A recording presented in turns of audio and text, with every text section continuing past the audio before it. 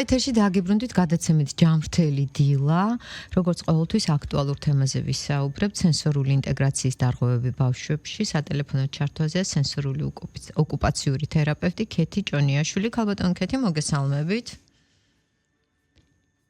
ქალბატონო ქეთი, გესმით ჩემი? დიახ, მოგესალმებით, მადლობა რომ ამ აქტუალური თემით შემოგვიერთდით. როგორც დავაანონსე, სენსორული ინტეგრაციის დარღვევებზე ვისაუბრებთ ბავშვებში და მოდით უპირველეს ყოვლისა ჩვენ მსმენელს ვუთხრათ თუ რა არის სენსორული ინტეგრაცია. მოგესალმებით კიდევ ერთხელ, მე გახლავართ ქეთი ჭონიაშვილი, ოკუპაციური თერაპევტი. დიახ. მოკლედ რომ აგიხსნათ რა არის სენსორული ინტეგრაცია. სენსორული ინტეგრაცია ეს არის ნეირობიოლოგიური პროცესი, რომლის დროსაც აღიქმება და მუშავდება ინფორმაცია სხეულის ფიზიკურ მდგომარეობასა და გარემოს შესახებ.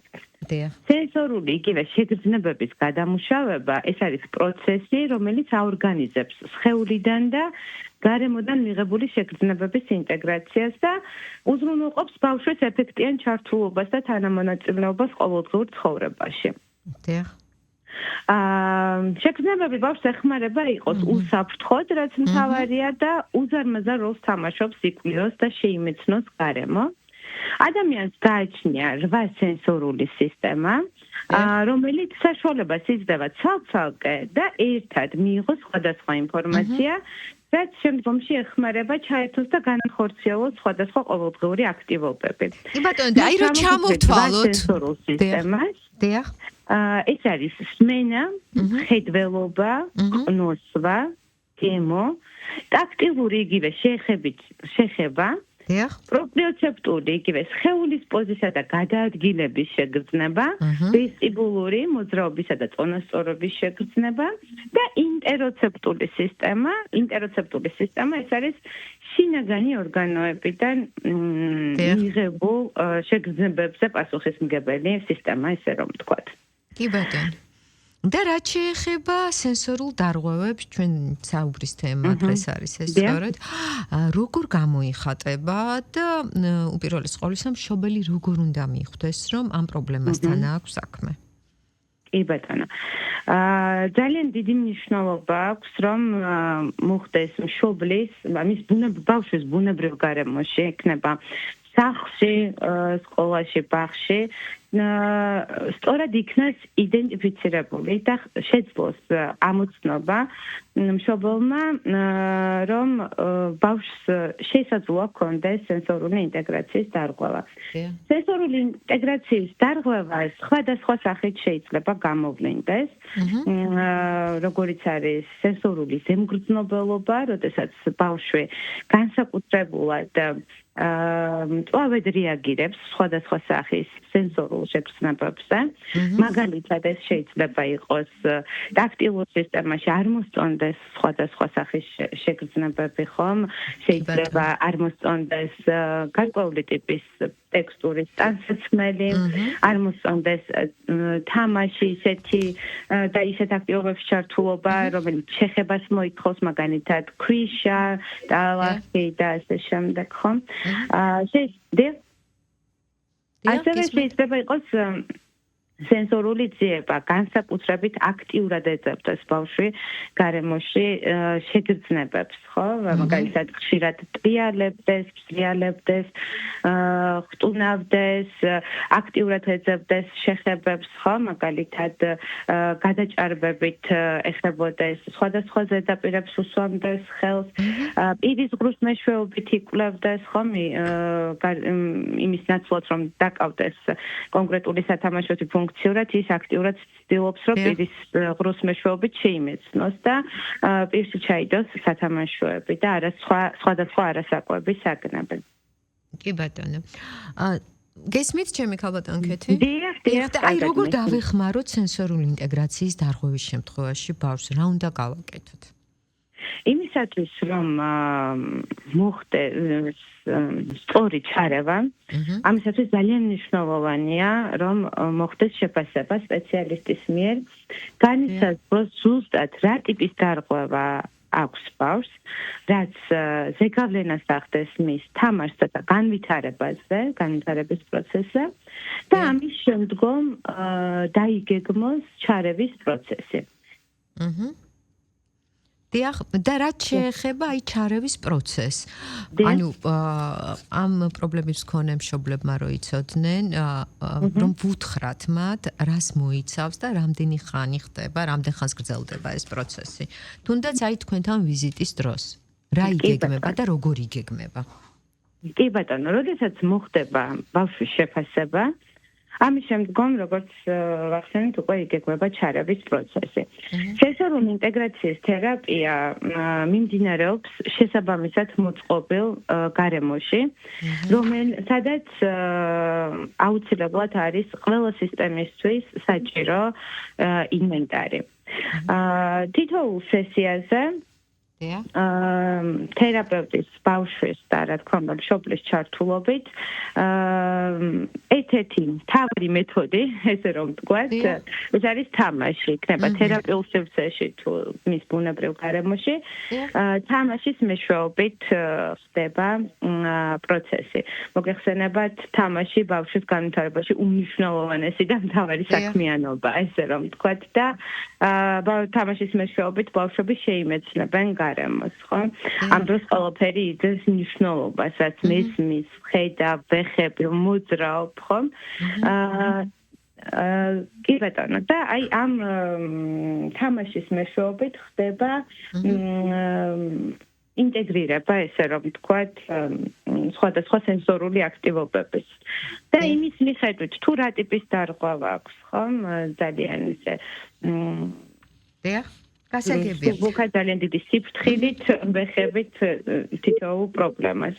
კი ბატონო, და აი ძალიან ხშირად მშობლები წუხან იქიდან გამომდინარე, რომ მეტყველების დარღვევა დაუშვათ, აგვიანებენ ბავშვები მეტყველებას, აი მეტყველების და ენის თერაპიაზეც თუ გვეტყვით რა, როგორია, მიზანი რა არის და როგორ ხდება ყოველდღიური ცხოვრებისეული უნარების გაუმჯობესება თქვენი ჩართულობით. რაც შეეხება ყოველდღიური უნარების გაუმჯობესებას და დამოუკიდებლობის ხარისხის გაზრდას ბავშვებში, ხო? სწორედ ისევ იქ ბრუნდებით, რომ გავიგოთ, სად არის პრობლემა, რა უშლის ხელს იმისთვის, რომ ბავშვი იყოს დამოუკიდებელი, განახორციელოს და ჩაერთოს იმ ყოველდღიურ საქმიანობებში, იქნება ეს დაბანა, კვება, პირადი ჰიგიენის დაცვა, ხო, ის იქნება კბილის გამოხეხვა, თუ ასე შემდეგ და ასე შემდეგ. დიახ. და ჩვენ ვმუშაობთ იმ პრობლემაზე, ესე რომ ვთქვათ, რაც ხელს უშლის ამას.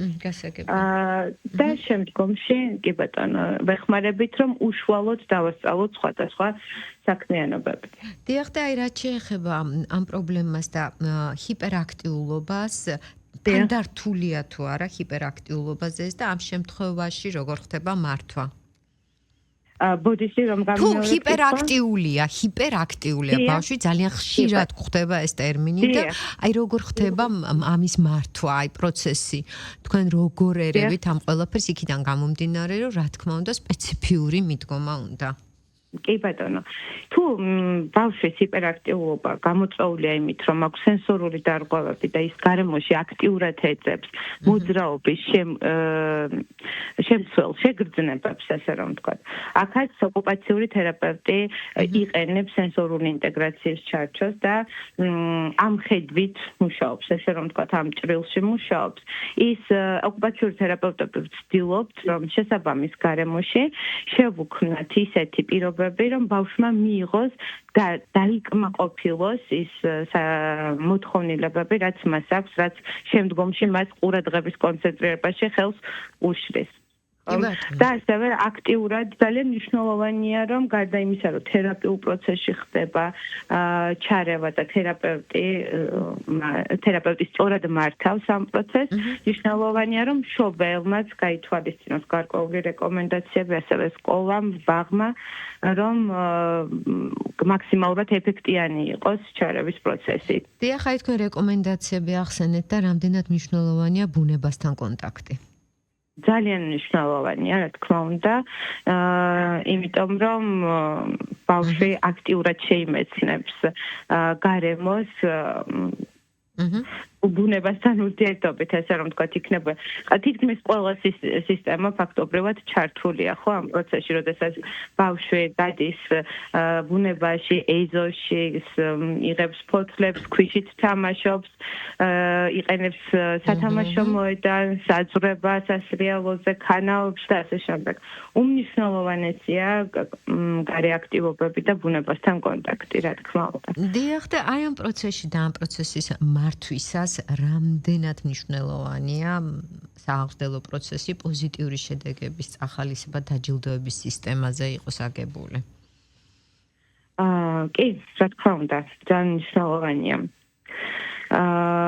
ძალიან მნიშვნელოვანია, რომ აქტიურად ჩაერთოს ოჯახი აი ამ პროცესში და გარდა იმისა, რომ თერაპევტი და ბავშვი უშუალოდ მუშაობენ ერთად ერთ სივრცეში, ბავშვისთვის ძალიან მნიშვნელოვანია დედასთან და მშობელთან გაზიარდეს ეს ყველაფერი, იმიტომ რომ ყველაზე დიდი მხარდამჭერი ალბათ მშობელი შეიძლება იყოს ამ დროს. კი ბატონო. როდესაც ხდება მიმღებლობა მაქსიმალურად ბავშვის მდგომარეობის და როდესაც მაქსიმალურად მორგებულია ბავშვის საჭიროებებზე გარემო. კი ბატონო, და აი პრობლემის მოგვარების საუკეთესო პრევენცია არის თუ არა ადრეული ჩარევა და რა საკიდან არის მიზანშეწონილი ამ პროცესის დაწყება? ადრეული ჩარევა არის უმნიშვნელოვანესი და მე კონკრეტულად რადგან ახლა სენსორული ინტეგრაციის ჭრილში ვსაუბრობ, გეტყვით, რომ სენსორული ინტეგრაციის ყველაზე მნიშვნელოვანია, რომ მუშაობა მოხდეს ადრეული ასაკიდან, ხო, როდესაც გარკვეული ნიშნები შეინიშნება, რომ შესაძლოა იჭუქ ჰქონდეს სენსორული ინტეგრაციის დარღვევასთან. სენსორული ინტეგრაციის დარღვევა დაბადებიდანვე მიმდინარეობს და მეცაც გეტყვით, მუცლად ყოფნის პერიოდშიც კი ვითარდება კონკრეტული სენსორული სისტემები, მაგალითად ვესტიბულური სისტემა, აუდიალური სისტემა, ტაქტილური სისტემა, ხო? ხშირად გაგვიყვია, რომ ბავშვი ისმის, რას მუცლად ყოფნის პერიოდში ისმის. რაც უკნებით რეაგირებს შეხებაზე, ხო, როდესაც მშობელი ეხება მუცელს და ასე შემდეგ. ამიტომ მას დაბადებიდანვე მიმდინარეობს სენსორული ინტეგრაციის პროცესი და რა წუთშიც კი მიხვდება მშობელი, რომ შესაძლოა რაღაც გარკვეულ სირთულეებთან მქონდეს საქმე, მნიშვნელოვანია, რომ მიმართონ სპეციალისტს და მოხდეს აქტიურად ჩარევა, როგორც ავახსენე აქამდე თერაპიული მიდგომით, ასევე სახლში მის ბუნებრივ გარემოში. დიახ, და რა საკამდეა მიზანშეწონილი ამ პროცესის გავლა? და როდის სრულდება? ეფექტური სენსორული ინტეგრაცია 7-8 წლის ასაკამდეა, იმიტომ რომ როგორც ითვლება 7-8 წლის ასაკში ხდება სრულდება ესე რომ ვთქვათ ეს პროცესი სენსორული ინტეგრაციის განვითარების პროცესი. და ყველაზე ეფექტური ჩარევა, რა თქმა უნდა, ადრეული ასაკიდან 7-8 წლამდე. გასაგებია და რას ეტყოდით იმ მშობლებს, რომლებიც აი ახლა ამ წუთას ამ პრობლემის წინაშე დგანან?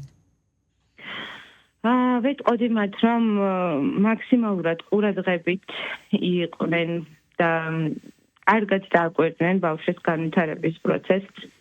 მაქსიმალურად სწრაფად მიმართონ სპეციალისტს შეფასებისთვის, იმიტომ რომ ხშირად ხდება ხოლმე ესეთი რამ, რომ ელოდებიან, რომ შეიძლება ჩათვალონ, რომ ეს დროებითია, რაღაცა პერიოდი აქვს ბავშვს, რომელიც გადაივლის, ელოდებიან 3-4-5 წელს, მაგრამ რეალურად აი ეს ოქროს პერიოდი, ესე რომ ვთქვათ, ოქროს წლები, თვეები კარგება და შემდგომში უფრო რთულია ეფექტის მიღება ჩარევის შემდგომ და ჯობია რომ ადრეულ ასაკში მოხდეს იდენტიფიცირება. თუ კი რაიმე პრობლემა არსებობს, რომ ამას უფრო მარტივად გავუმკლავდეს და მაქსიმალური შედეგიც ვნახოთ. დიახ, ანუ დროული ჩარევა საუკეთესო საშუალება იმისთვის, რომ შედეგი დადგეს. კარგი, ძალიან დიდი მადლობა ამ საინტერესო საჭირო საუბრისთვის. წარმატებებს გისურვებთ დროებით. დიდი მადლობა, კარგად წენდებოდეთ. ჩვენი სტუმარი იყო სატელეფონო ჩართვით სენსორულ ოკუპაციური თერაპევტი ქეთი ჭონიაშვილი. ჩვენ ვისაუბრეთ სენსორული ინტეგრაციის დარღვევებზე ბავშვებში. ყველას გისურვებთ ჯანმრთელობას. ეს იყო გადაცემა ჯანმრთელი დილა. დროებით მე მალე დაგიბრუნდებით.